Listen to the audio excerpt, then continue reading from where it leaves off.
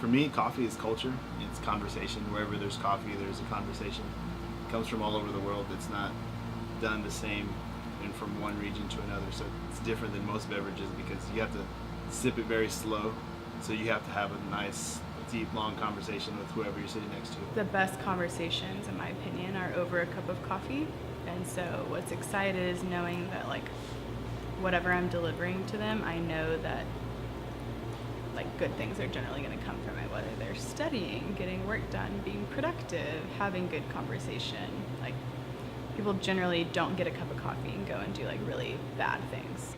Customer service industry, food service industry, like it is about building relationships. And I guess with coffee, like especially local coffee shops, like it's very personal. There's time to have a conversation, like it's a very deep, vulnerable, like, you know, open with a stranger, and then that becomes somebody that you see regularly and know a little bit about their life, and know a little bit about yours. Craft coffee is paying more attention to the details that go into making a cup of coffee and kind of the little background notes that all add up to this really cool experience. Commercial coffee is basically caffeine.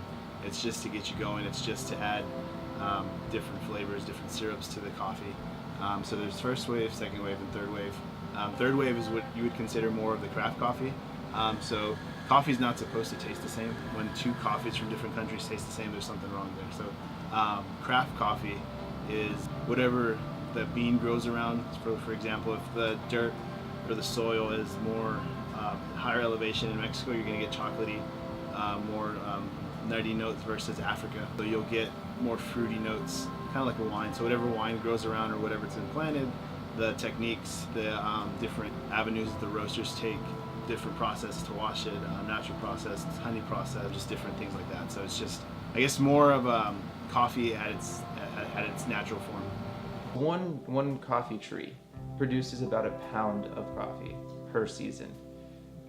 And you buy a pound of coffee, I have 3 pounds of coffee sitting in my pantry. Like it's one tree did that, you know, each pound. And so within a week, people drink one yields, you know, of a tree.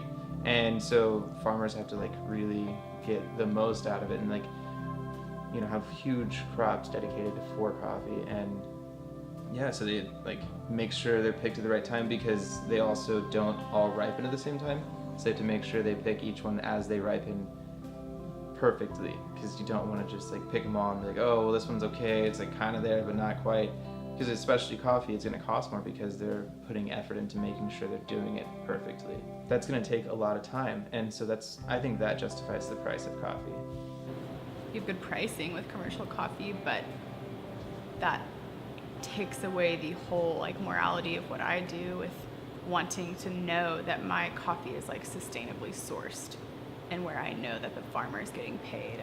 You've got these like massive coffee roasters and coffee businesses that are commercialized that they're just trying to pay the least amount of money that they can to make an insane profit. So they're like paying their farmers the lowest amount possible and they don't care like about them.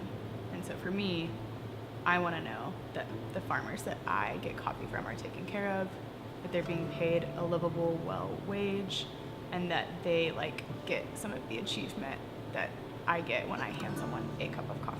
There's some subjectivity to the perfect cup of coffee, and like my favorite shot of espresso might be a little bit different than your favorite shot of espresso and someone else in the coffee industry, just because of personal taste notes. So it's really fun getting to explore other people's palates and kind of see like where you link up and where you have differences and just get the whole experience.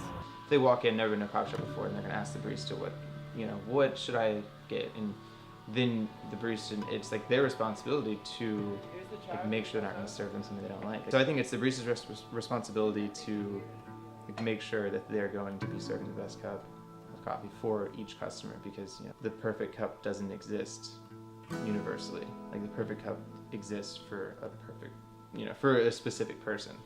Like if you never step out of your flavor palette, you're never gonna grow in it. You're never gonna be challenged with like, I actually like fruity, light, bright coffee. I only thought that I liked dark roast. That's crazy, and then they're mind blown. And so I think it's just important to keep trying your palate and not have a distinction between beer, wine, coffee. Like it's all very similar. And so if you keep working at it, you're bound to like come to the conclusion that what you think you like isn't probably where you'll end up at. If you have like a question that you're trying to figure out as a customer, or like something that you're not really sure why people do what they're doing, try to ask your barista. And I think people have this kind of stereotype of when they go into a coffee shop and there's like a pretentious kind of air about the barista or about the whole experience, and that can leave a bad taste in a lot of people's mouth, figuratively and literally, if they're not doing good espresso. As long as you can at least give people a better experience than commercial coffee, while being able to help them kind of see the differences and provide a good overall experience with your interaction with them, it makes them a lot more likely to come back and try it again and potentially start to develop those taste buds for like the differences between coffee and whatnot. San Marcos it's a hands-on kind of old-fashioned town. People like doing their own thing, and so as far as like coffee culture growing, I think roasters will be more popular, more shops will be available, and people are going to want to like dive into it more. The city of San Marcos in general is just expanding and growing all the time, and as we grow as a city and grow as a coffee community, we can try and reach that standard and once again maybe surpass someday. Who knows? You know, maybe we'll be the coffee capital of Texas or something at some point. I see us bringing the best of San Antonio and Austin and kind of doing our own thing just because we're not a big city. But I think we could be a bridge between the two cities and kind of form like a metroplex, kind of like what the DFW area is. I don't think San Marcos is that far away from becoming a smaller version of Austin. It is in the process of becoming a thing, and it's growing and it's new. We are in the early stages, and so it's fun to be able to see the fruit of your labor. That's coffee culture to me, is creating a space that makes people better, makes people feel heard, valued, seen, all under the umbrella of like, damn, this is a good cup of coffee.